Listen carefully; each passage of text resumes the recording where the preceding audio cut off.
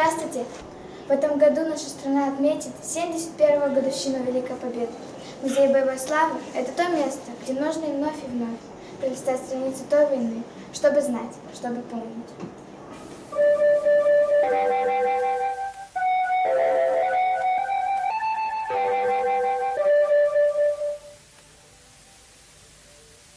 Внимание! Говорит Москва. Говорит Москва. Заявление советского правительства. Граждане и гражданки Советского Союза. Сегодня, 22 июня, 4 часа утра, без объявления войны, германские войска напали на нашу страну, атаковали наши границы во многих местах. 22 июня первым советским пограничным пунктом был Брест и Брестская крепость, которую немецкое командование планировало захватить в первые часы войны. Гитлеровцы целую неделю атаковали крепость. Советским воинам приходилось отбивать по 6-8 атак в день. К концу июня враг захватил большую часть крепости. Находясь в полной изоляции за сотни километров от линии фронта, защитники крепости продолжали мужественно сражаться с врагом. В первые дни войны у военкоматов выстраивались длинную очередь добровольцев. На столах мобилизационных пунктов ложились груды заявлений с просьбами немедленно отправить на фронт. Немец рвался к сердцу страны, в Москве. Каждый понимал, что столицу надо удержать любым способом. 7 ноября 1941 года состоялся исторический парад. Прямо с Красной площади в бой. Женщины и молодежь занимались строительством оборонительных рубежей. И началось то, о чем читали с первых дней войны. Началось наше наступление. Это наступление запомнилось миру. Мы поднимались под огнем в рост, проваливались по пояс в снегу, рвались вперед. В августе 1941 года начались оборонительные бои на подступах Ленинграда. В сентябре жестокие бои продолжались в непосредственной близости города. Но преодолеть сопротивление защитников города, взять Ленинград, немецкие войска так и не смогли. Тогда немецкое командование решило взять город измором. В сентябре противник вышел к Ладожскому озеру и блокировал Ленинград суши. Немецкие войска плотным кольцом поясали город, отрезав его от остальной территории страны. Связь с Ленинградом с большой землей осуществлялась лишь по воздуху и через Ладожское озеро, а ударными артиллерийскими бомбежками гитлеровцы стремились разрушить город. Наиболее тяжелой для ленинградцев была зима 1941-1942 года. Иссякли запасы топлива, в жилые дома прекратилась подача электроэнергии, вышел из строя водопровод, было разрушено 78 километров канализационной сети. Иссякали запасы продовольствия. С 20 ноября были введены самые низкие нормы хлеба за все время блокады. 250 граммов рабочим, 125 граммов служащим и иждивенцам. Но и в тяжелейших условиях блокады Ленинград продолжал сражаться. С началом доставок под Ладожского озера была проложена автомобильная дорога, дорога жизни. 900 дней ночей длилась блокада. 18 января 1943 года блокада была прорвана. С 30 октября 1941 года по 4 июля 1942 года 9 месяцев длилась осада города Севастополя. Но после захвата фашистами Керченского полуострова положение Севастополя стало совсем тяжелым. И 4 июля 1942 года советским войскам пришлось покинуть Севастополь. Лишь 9 мая 1944 года Севастополь был освобожден. Остатки немецких войск бежали на мыс Херсонес, где мечтали спастись морем. Но 12 мая были полностью разгромлены.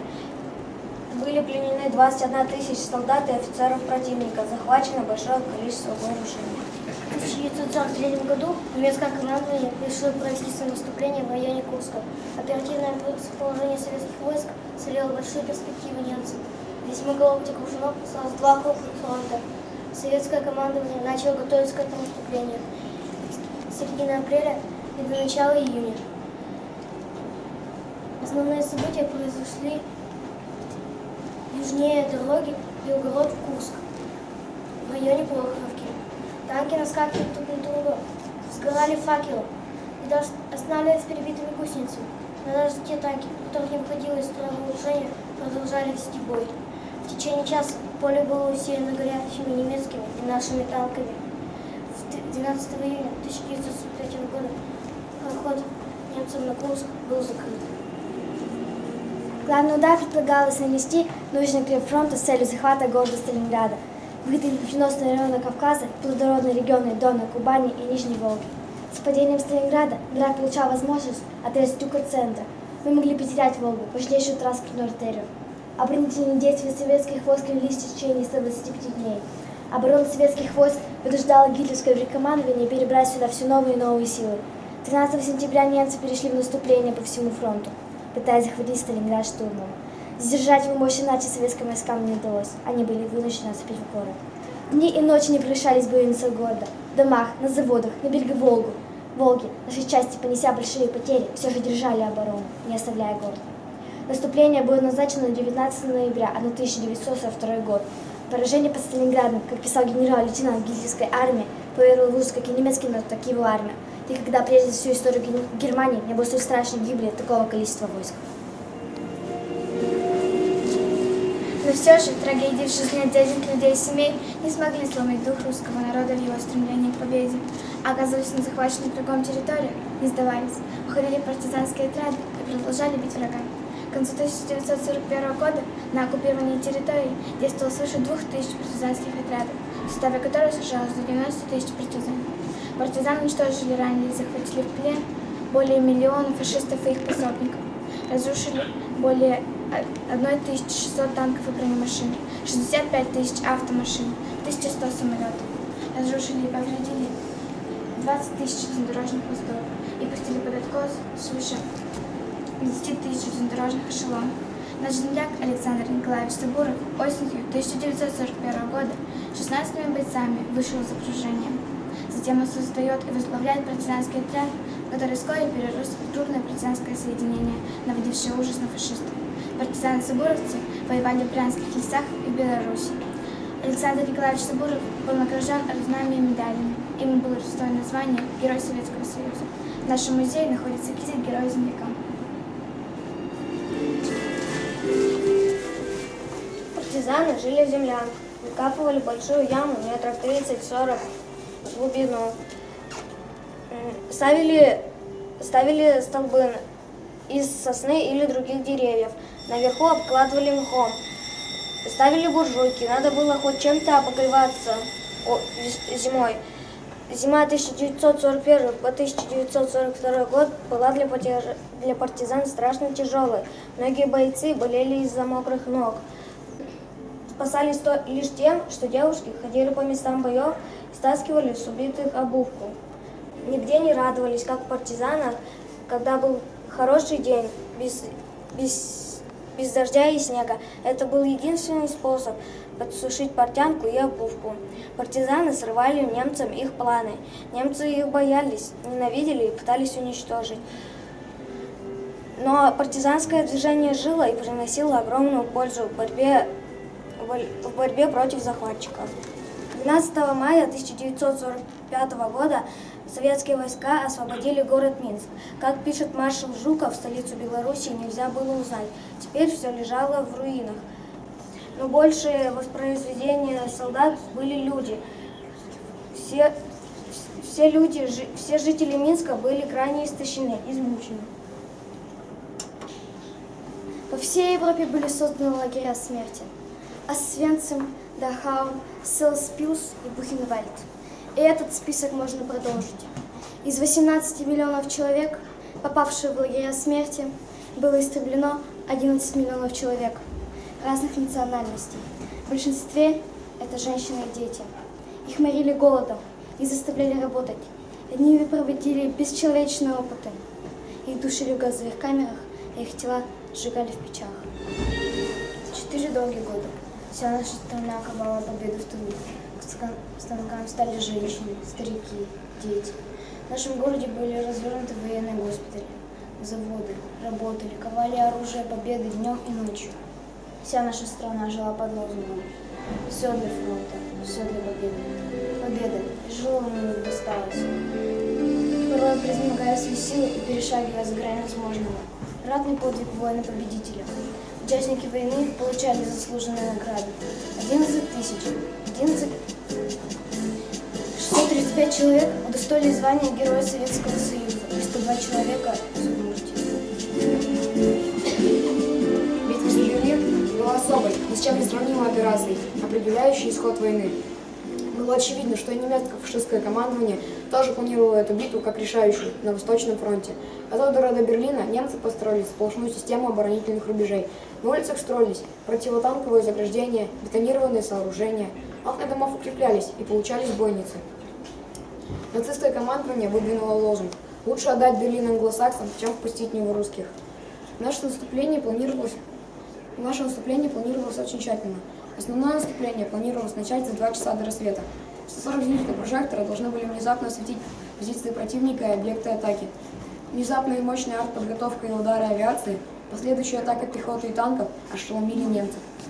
20 апреля начался штурм Берлина. 21 апреля, после нескольких атак 150 и 151 стрелковых дивизий, нашим войскам удалось ворваться на окраины города. Немецко-фашистское командование предпринимало отчаянные усилия, чтобы не допустить окружения своей страны. Наши войска несли большие потери, но воодушевленные успехом ворвались к центру Берлина, где находилось главное командование во главе с Гитлером. На улицах города разгорелись ожесточенные бои. Бои не прекращались ни днем, ни ночью.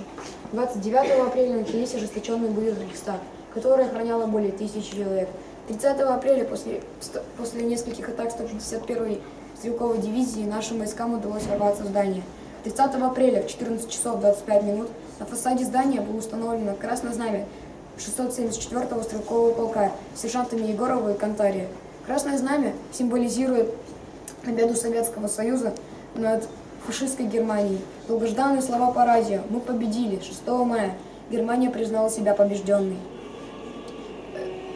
В ночь с 8 на 9 мая был подписан акт о безоговорочной капитуляции фашистской Германии. В нашем музее есть копия знамени 150-го стрелкового полка. День победы, как он был от нас далек, как в косметах шептал уголек. Завершающим финалом Великой Отечественной войны стал парад Победы, проведен 24 июня в Москве.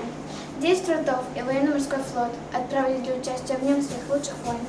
В нем были представители нашей республики. Сводные полки фронтов во главе со своим прославленным полководцем под боевыми знаменами прошли торжественным маршем по Красной площади. 4 года войны, 1418 дней, 34 тысячи часов и более 27 миллионов погибших. 27 миллионов – это значит, что каждый житель, что каждый 8 житель нашей страны погиб во время войны. Это значит 14 тысяч убитых ежедневно. Это значит, что каждую минуту погибало 10 человек. В память о них объявляется минута молчания.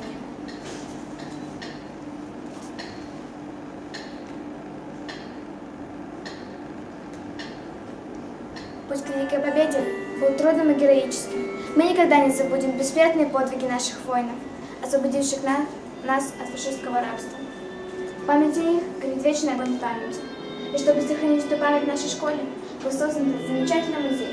Вы можете посмотреть экспонат нашего музея и оставить свои записи в книге «Почетных гостей».